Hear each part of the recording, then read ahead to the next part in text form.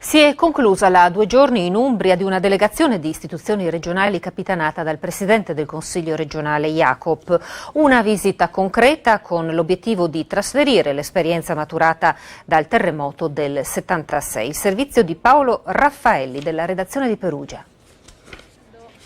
12 sindaci del Friuli, Venezia Giulia, i comuni martoriati dal sisma di 41 anni fa, guidati dal Presidente del Consiglio regionale Franco Jacob,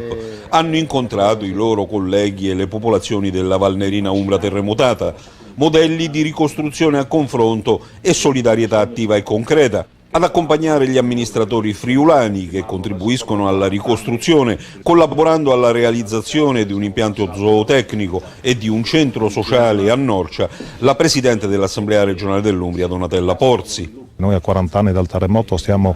riparando e restituendo un gioiello che è il nostro castello, che è simbolo della città ma simbolo del Friuli intero, e quindi credo che piano piano, con una partecipazione democratica, cercando di ascoltare la gente, cercando di dare la delega agli amministratori e ai sindaci che sono le sentinelle su questi territori, veramente anche queste popolazioni ce la possono fare. Il terremoto del Friuli, 41 anni fa, quasi 1000 morti e 100.000 senza tetto, è una delle grandi tragedie, ma anche delle grandi esemplari opere di ricostruzione che hanno fatto l'identità nazionale dell'Italia contemporanea, ed è dunque quasi naturale che le comunità friulane abbraccino quelle dell'Umbria e del centro Italia, segnate da un analogo disastro e, nel caso dell'Umbria, da analoghi sforzi di ricostruzione realizzati negli ultimi decenni. Ci hanno dimostrato che loro hanno ricominciato e hanno fatto meglio di prima, e quindi